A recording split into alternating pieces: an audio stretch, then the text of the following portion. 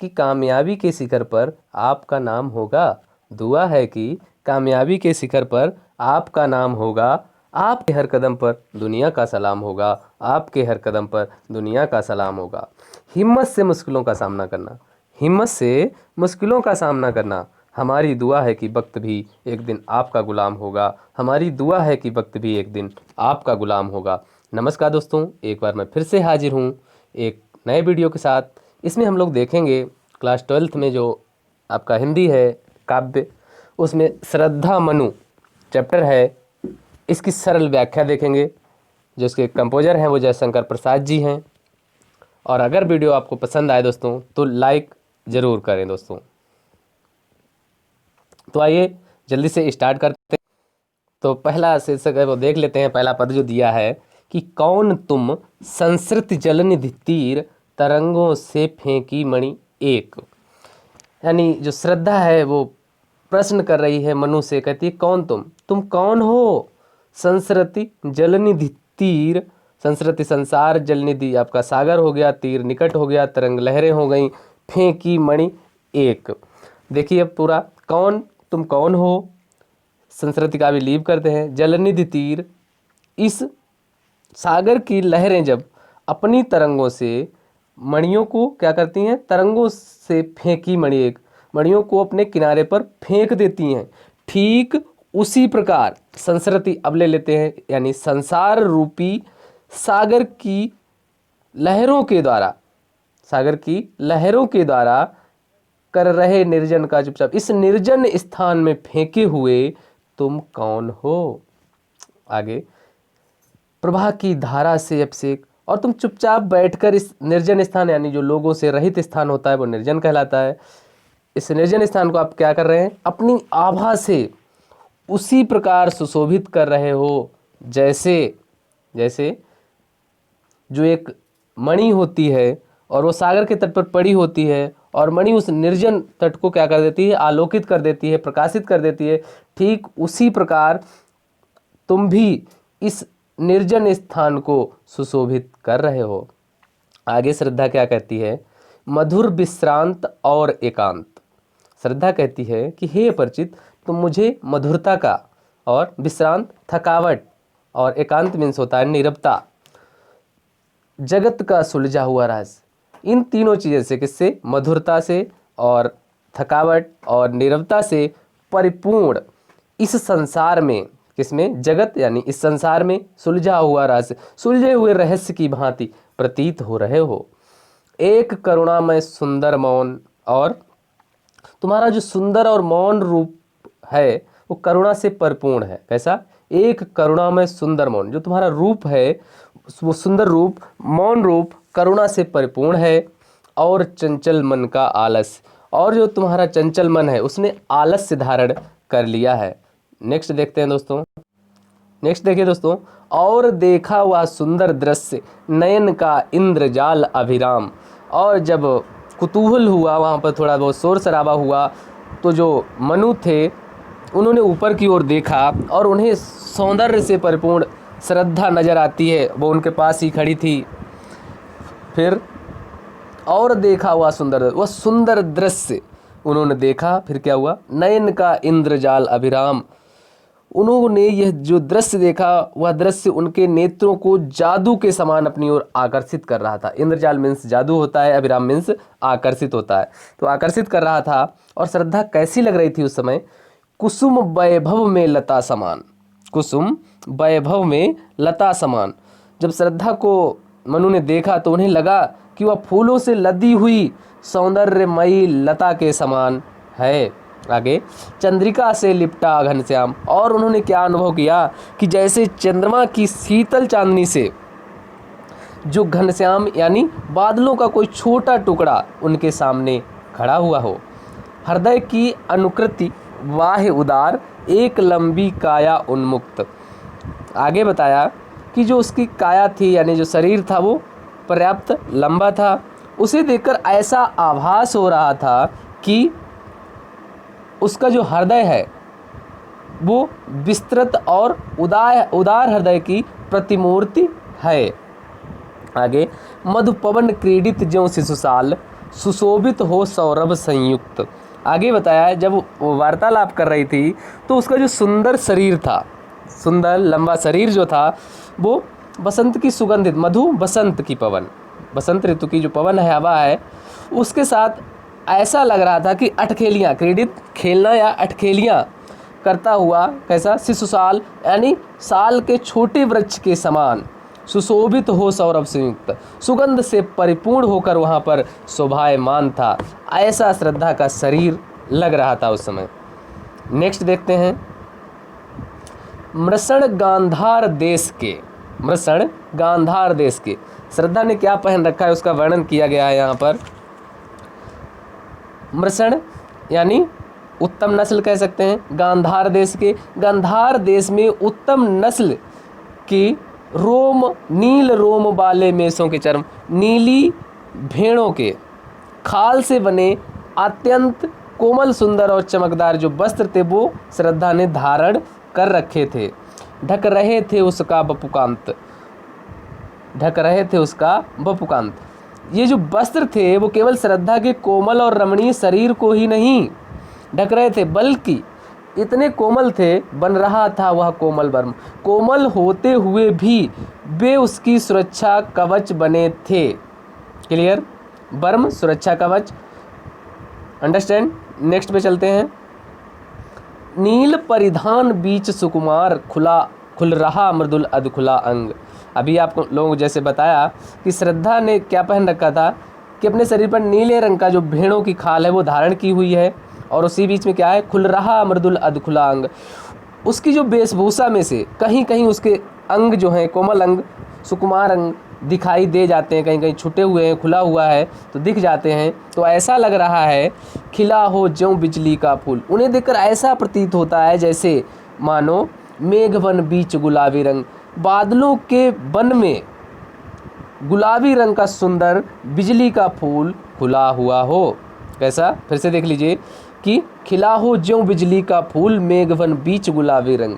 किसमें, मेघवन यानी बादलों के वन में कोई गुलाबी रंग का बिजली का फूल खिला हुआ हो, ऐसा लग रहा है।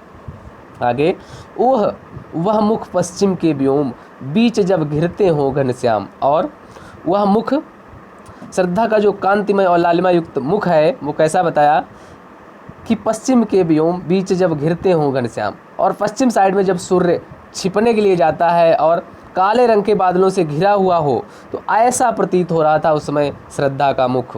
आगे, अरुण रवि मंडल जिनको भेद दिखाई देता हो छविधाम। और जो लालिमा युक्त जब सूर्य उन काले बादलों को भेद कर आकाश में सुशोभित होता है, ठीक उसी प्रकार श्रद्धा भी यहाँ पर सुशोभित हो रही थी। फिर से देख लीजिए, कहने का आशय ये है कि जब सूर्य अस्तांचल की ओर जाता है यानी छिपने की ओर जाता है, तब अगर काले मेघ छाए हों, बादल छाए हों और उनके बीच से सूर्य जो है उसकी लाल लाल किरणें दिखाई देती हैं तो बहुत ही शोभायमान होती हैं। ठीक इसी प्रकार श्रद्धा भी सुशोभित हो रही थी। देखिए दोस्तों, घिर रहे थे घुंघराले वाल, यानी इसमें भी जो श्रद्धा की छवि है उसका वर्णन किया गया है। कवि कहता है कि घिर रहे थे घुंघराले वाल अंश अवलंबित मुख के पास। जो श्रद्धा के वाल थे वो घुंघराले थे, उन घुंघराले वालों की लट उसके मुखड़े पर झूल रही थी, लटें मुख पर झूम रही थीं। कैसे, नील घन सावक से सुकुमार सुधा भरने को बिदु के पास। तो ऐसा लग रहा था जैसे नन्हा बादल का टुकड़ा। कैसा, नील घन सावक से सुकुमार, कोई नन्हा बादल का टुकड़ा क्या करने के लिए, सुधा भरने को बिदु के पास, अमृत पीने के लिए सागर के तल को छूने का प्रयत्न कर रहा हो।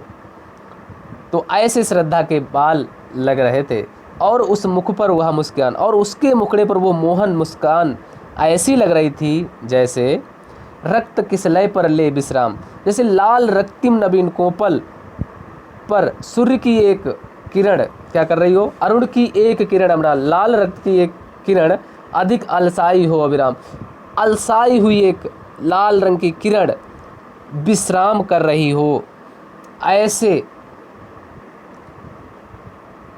श्रद्धा की छवि दिखाई दे रही है। आगे देखते हैं। देखिए, दुख की पिछली रजनी बीत बिकसता सुख का नवल प्रभात। यहाँ पर श्रद्धा जो है वो मनु को सांत्वना दे रही है, प्रेरित कर रही है और कहती है कि दुख की पिछली रजनी बीत, जो दुख की काली रात थी उस काली रात के बीच में ही विकसता सुख का नवल प्रभात, सुख का नया सवेरा विकसित होता है।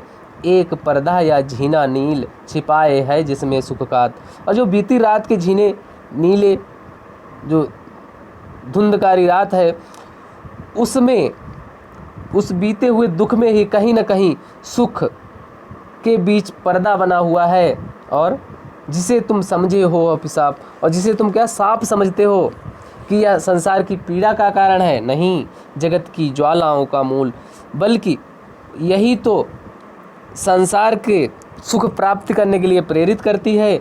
ईश का वह रहस्यमय वरदान, वो तो ईश्वर का वरदान है जिसे तुम अभिशाप समझते हो। कभी मत इसको जाओ भूल, तुम इसको कभी न भूलना। देखिए, कहा आगंतुक ने सस्नेह, अरे तुम इतने हुए अधीर। तो मनु की जब बात सुनी, उस बात को सुनकर के आगंतुक यहाँ पर जो कहा गया है वो श्रद्धा के लिए कहा गया है। तो श्रद्धा ने स्नेह सहित होकर के, स्नेह के भाव से होकर के मनु से कहा कि अरे तुम इतने हुए अधीर, ऐसा लग रहा है कि तुम तो अभी ही धैर्य खो बैठे हो, अधीर हो गए हो, हार बैठे जीवन का दांव। क्या तुम अपने जीवन में सफलता को प्राप्त करने के प्रति निराश हो चुके हो? जीतते मरकर जिसको वीर, वीर लोग तो उसे मर कर के भी जीत लेते हैं। तप नहीं केवल जीवन सत्य, तपस्या करना ही जीवन का केवल सत्य नहीं होता। करुण यह क्षणिक दीन अवसाद, करुण यह क्षणिक दीन अवसाद, दीनता और जो करुणा का भाव है, ये स्थिति जो है वो बहुत क्षणिक मात्र है। तरल आकांक्षा से है भरा सो रहा आशा का औलाद, तरल आकांक्षा से है भरा सो रहा आशा का आह्लाद। जो जीवन है उस वो प्रगति की अभिलाषाओं, आशाओं और प्रसन्नताओं से भरा पड़ा है। अतः तुम क्या करो कि जो आपकी अभिलाषाएं हैं, इच्छाएं हैं, उनको जगाने का प्रयास करो, जगाओ तथा उत्साहपूर्वक जीवन जीने का प्रयत्न करिए। आगे देखिए, प्रकृति के यौवन का श्रृंगार करेंगे कभी न बासी फूल, मिलेंगे वे जाकर अतिशीघ्र आह उत्सुक है उनको धूल। क्या कहा है कवि ने, क्या सुंदर प्रसंग दिया। जब मनु निराश रह जाते हैं तो श्रद्धा बार बार उन्हें समझाने का प्रयास करती है। कह रहे हैं कि प्रकृति के यौवन का श्रृंगार, जो प्राकृतिक छटा है वो कभी भी बासी और मुरझाए हुए फूलों से नहीं आती, कभी ये बासी फूल उसका श्रृंगार नहीं कर सकते। क्या करेंगे वो लोग, तो मिलेंगे वे जाकर अतिशीघ्र आहा उत्सुक है उनको धूल। वे अतिशीघ्र ही, यानी जो निर्जीव है फूल, बेजान फूल, क्या करेंगे अतिशीघ्र, यानी बहुत ही जल्द वे धूल में मिलकर काल कवलित हो जाएंगे, अर्थात वो समाप्त हो जाएंगे। कवि का कहने का कथन ये है कि ठीक इसी प्रकार से जो निस्तेज लोग होते हैं उनका जीवन भी सारहीन होता है, यानी उनके जीवन में कोई अर्थ नहीं होता है। देखिए दोस्तों, शक्ति के विद्युत कण जो व्यस्त विकल बिखरे हैं हो निरुपाय। क्या कहा है कवि ने, कवि ने कहा है कि सृष्टि की जो रचना है वो शक्तिशाली विद्युत कणों से हुई है। विद्युत कण यहाँ पर जो है वो मनुष्यों के लिए कहा गया है कि सृष्टि की जो रचना है वो मनुष्यों से हुई है, किंतु जो व्यस्त विकल हैं, बिखरे, वो बहुत ज़्यादा व्यस्त हैं। किसमें, जो विद्युत कण है वो अलग अलग होकर के इधर उधर भटक रहे हैं। और क्या है, हो निरुपाय, निरुपाय होकर के, यानी इनके पास कोई उपाय ना रह गया, तब तक ये क्या है, शक्तिहीन बने रहते हैं। कब तक, समन्वय उसका करे समस्त विजयनी मानवता हो जाए। जब तक ये लोग बिखरे हुए रहते हैं, इधर उधर भटकते रहते हैं, तब तक ये शक्तिहीन ही बने रहते हैं। लेकिन जब ये आपस में मिल जाए, यानी इनका सामंजस्य हो जाए, समन्वय हो जाए, तब इनमें से अपार शक्ति का स्रोत प्रस्फुटित होता है, विकसित होता है। इसी प्रकार कवि का कहने का ये तात्पर्य है मनुष्य के प्रति कि अगर ये मनुष्य अपनी शक्ति को संचित करे, एकत्रित करे, इधर उधर ना बिखेरे, तो वह पूरे विश्व भर को जीत लेने की अपार शक्ति रखता है। और जो उसके अंदर मानवता है वो विकसित रूप में प्रतिष्ठित हो जाएगी। तो फिर से देख लेते हैं कहने का क्या तात्पर्य कवि का निकला। कवि ने कहा है कि सृष्टि की जो रचना है वो शक्तिशाली विद्युत कणों से हुई है। विद्युत कण जो है वो यहाँ पर मनुष्यों को कहा गया है, और कहा वो जो विद्युत कण है यानी मनुष्य जो है वो यहाँ पर बिखरे हुए पड़े हैं, इधर उधर भटकते रहते हैं, और ये तब तक शक्तिहीन बने रहते हैं जब तक कि ये उनमें आपस में समन्वय करके कार्य नहीं करते हैं। और जब ये आपस में समन्वय हो जाते हैं तो क्या है, तो ये विश्व भर को जीत लेने की अपार शक्ति रखते हैं, और इससे क्या है, मानवता अपने पूर्ण विकसित रूप में प्रतिष्ठित हो जाती है। थैंक यू दोस्तों, यही था इतने आज कुछ मोस्ट इंपॉर्टेंट्स जो इसके पेजेस थे वो हमने आप लोगों को बताए हैं। अगर कहीं पर भी कोई प्रॉब्लम हो तो कमेंट बॉक्स में कमेंट करें, और हमें ये ज़रूर बताएं कि हमारा वीडियो आप लोगों को कैसा लगा। Thanks for watching.